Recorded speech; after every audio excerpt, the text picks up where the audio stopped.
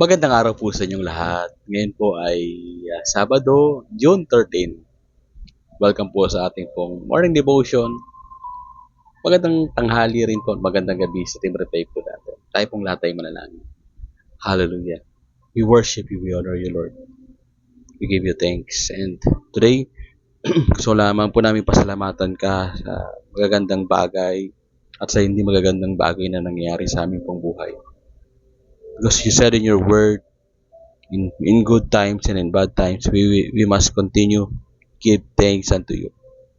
Despite of the struggles and pains and hurts at negativity na nangyayari po sa buhay po namin, nagpapasalamat pa rin po kami. At sa pagkakataong ito, sa araw po ng Sabado, ay patuloy na nagpapasalamat kami. Dahil meron pong ganitong gathering sa online. Matututo na naman po kami ng iyong salita. Bago ang lahat, patawad po sa lahat ng aming mga nagawang kasalanan. Patuloy kang mangusap sa puso po namin. Lord, itouch mo po ang puso ng bawat isa. Patuloy, naturuan mo po kami kung paano po lumakad sa katotohanan, sa katwiran at kabanalan. Salamat po muli. Pagpalain mo ang lahat ng makikinig po sa pangalan ni Jesus. Ang lahat po ay magsabi ng Amen and Amen. Pag-uusapan po natin ngayon, medyo masakit po ito. Nanda na po ba kayo masaktan? A painful act of love. Ang isang masakit na uri ng pagmamahal. Ano po ito? Genesis chapter 3 verse 22 to 23.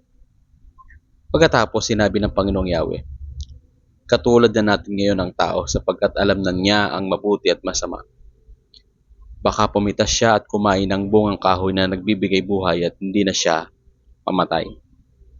Kaya pinalayas niya sa halamanan ng Eden ang tao upang magbungkal ng lupang kanyang pinagmulan. Lumayas ka. Sigaw ng amang galit na galit sa pasaway na anak.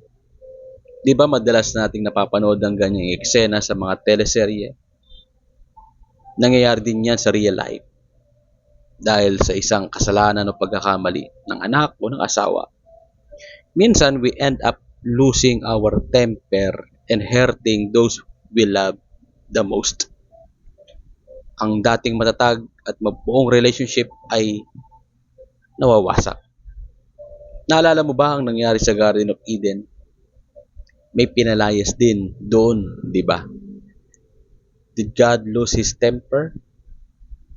Nagagalit ang Diyos, pero hindi siya nagkakasala.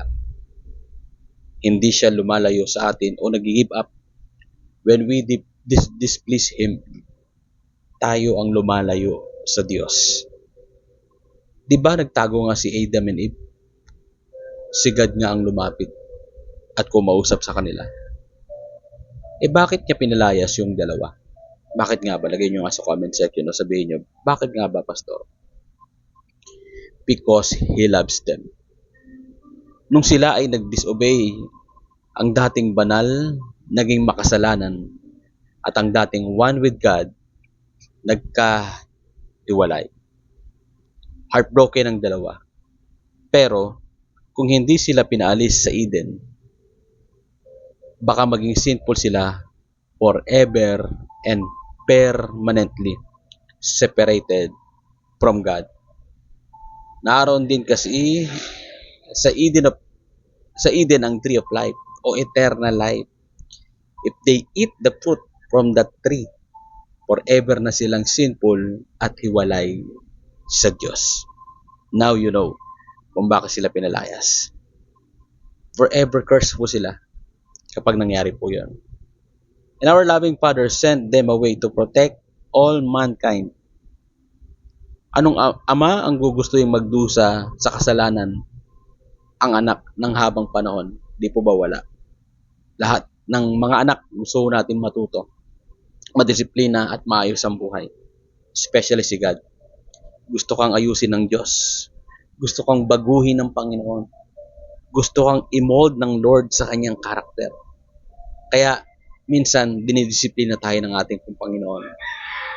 Sometimes God's response may seem harsh to us.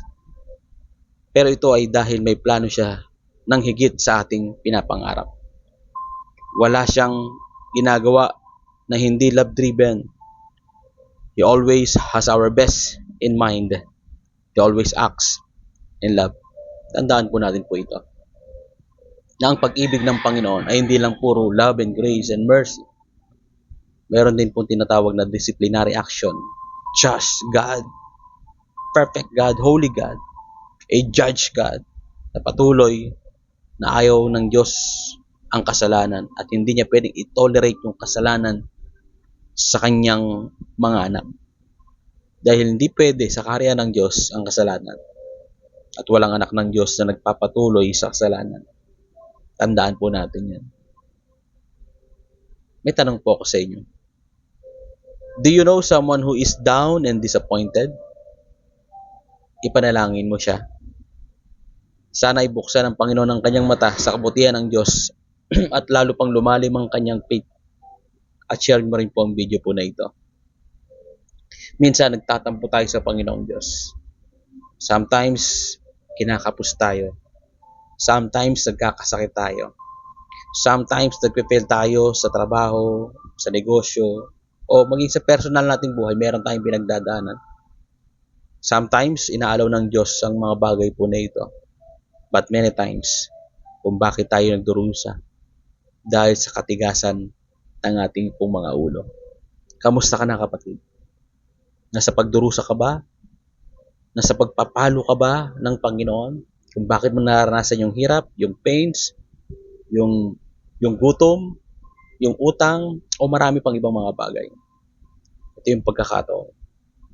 Humingi tayo ng tawad sa Diyos. Magpadisiplina tayo sa Panginoon. At kung hanggang ngayon, inaabuso mo pa rin yung katawan mo sa bisyo, yung mga salita mo hindi maganda, nagmumura, nagsisinungaling at marami pang iba, kismis pa rin ng kismis.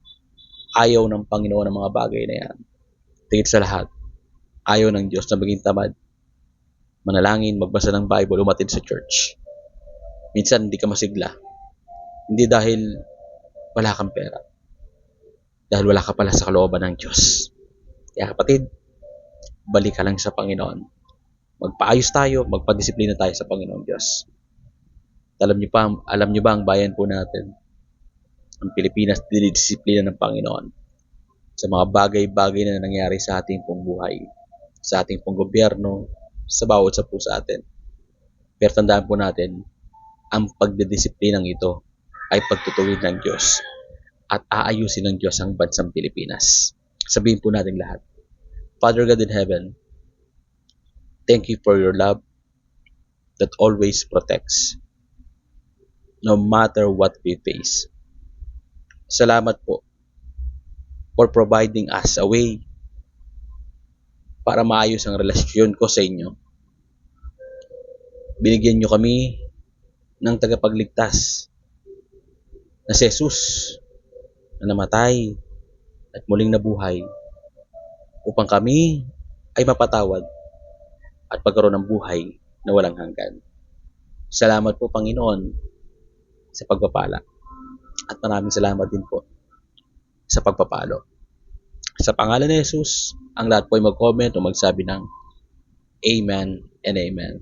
Tandaan, with the Lord, laging may loving purpose ang ating pain. Pain has a purpose for our protection, blessings, and victory in life. Tayo pong lahat ay manalangin. Lord, maraming salamat. Salamat po sa pagtutuwid na minsan taliwas na po yung aming mga ginagawa at hindi na po naaayon sa iyong kalooban. But this time, i-realign mo po ang aming puso, ang aming mga iniisip, ginagawa at sinasabi sa iyong banal na salita.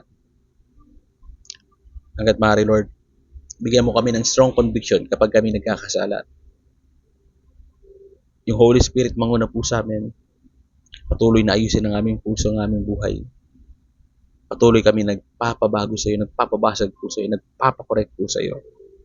Alisin mo po yung pride po sa amin. Alisin mo po yung mga salitang hindi maganda sa amin. Alisin mo po yung mga negative thoughts po namin, Lord God. Alisin mo po, Lord God, yung act po namin na may tinatago kami. Meron kaming ginagawang kabalbalan, kalokohan, kasalanan. At sa pagkakataong ito, Panginoon, maging genuine yung aming paglilingkod sa iyo. Kung meron man pong hypocrisy, Sa puso po namin, tanggalin mo po ito. Kung merong katamaran sa katawan po namin, tanggalin mo po ito. Salamat po sa pag-ayos at pagtutuwid. At ang dalangin ko, Lord, sa mga nagdurusa sa may sakit at karamdaman, dahil sa kapabayaan sa kanilang pangangatawan, patuloy na ikaw po ang magpagaling sa bawat isa. Bigyan mo ng second life o third life, Lord God, ang bawat isa. Tsansa na mabuhay muli at humaba pang buhay. Especially, Lord God, kay Pastor Art Duyan. Pagalingin mo po ang kanyang karamdaman. Kay Ma'am Gemma Ichon, kay Ma'am Grace Reyes, Lord God, kay Ma'am Rhoda Constantino, kay Ma'am Rosalie, Lord God, Batubalani, Panginoon, maging sa kanyang asawa, Lord, kay Brother Anthony, Panginoon, kay Brother Jeff, Lord God. We pray sa lahat ng may sakit ngayon, may panlalabang mata, may katarata ka, meron kang sakit sa puso, meron kang sakit sa baga, meron kang diabetes, high blood, in the name of Jesus, pinapagaling ka na ng Panginoon. Yung Father liver mo, pinapagaling ng Lord sa pangalan ng Jesus. I declare, anumang cancer sa katawan mo, pinapagaling na ng Panginoon. I pray sa bawat isa, Panginoong Diyos, sa lahat ng baon sa utang, sobrang baon sa utang, ang dami nilang dapat bayaran. Makaahon po sila sa hirap. Panginoong Diyos, pagpalahin mo po sila. Give them resources, Lord God. I pray for the anxiety, attack, and depression. Patuloy mong wasakin sa puso ng bawat isa. We rebuke it in the name of Jesus. Pinapalaya ka na ng Panginoon sa anumang depression sa pangalan ng Panginoong Jesus. I pray na ang aming pong bansa ay magkaroon ng malaking pagbabago. Wasakin ang pagsamba sa Diyos-Diyosan. Hindi lang sa rebulto, kundi sa ibang mga bagay na inaagaw ang atensyon po namin bukod sa iyo. Lord Panginoon, ikaw po ang siyang manguna sa buhay po ng bawat sa puso namin. Naniniwala po kami na mawawala ang korupsyon, kahirapan, mawawala, Panginoong Diyos, ang adiksyon sa bansang Pilipinas. Patuloy, nauunlad ang bansa pong ito. Simula sa mga bata hanggang sa mga magulang at senior citizen po namin. Pagpalain po ang aming gobyerno, maayos na po ang Senado. Patuloy po, pangunahan mo po ang gobyerno po namin, Panginoon. Maawa ka sa bansa po namin. Ikaw ang maghari at maging Panginoon ng bansang Pilipinas. Lord, as I declare right now, ayun pa lamang yung 20th anniversary ng Love of Jesus Manila, magiging matagumpay po ito dahil po sa iyo. Maranasan ka po namin sa araw po na yun at pagpapasalamat kami sa 2 dekada, hindi mo kami pinabayaan. Salamat po muli. Pagpalain mo ang aming pastor at manggagawa at lahat ng kongregasyon. Patuloy na ingatan mo po ang bawat isa sa pagpunta sa lugar ng PBS sa UN Avenue. Patuloy na umahapaw ang pagpapala sa bawat isa.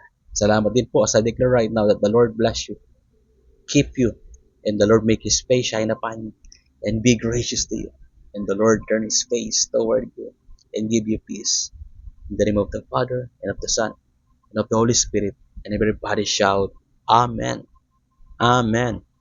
Amen. Lagay nga na sa comment section o sabihin po natin, thank you Lord for your correction. Thank you Lord for your correction. Hindi lang comfort ang ibinibigay ng Panginoon, kundi confrontation din po. Patuloy tayong magpabago sa ating pong Panginoong Diyos. Jesus reigns. Jesus reigns. Jesus reigns. Jesus reigns. Jesus reigns. Jesus reigns. And Jesus reigns. To God be the glory. Magkita-kita po tayo sa darating po na linggo, bukas. Patuloy po na manood po tayo ng gawain po natin. 10 a.m. Maganda yung topic po natin. Huwag po kayong absent At pakireply po kung meron din po kayong gawain ng 10 a.m. Sunday. To God be the glory. Ingat po kayong lahat.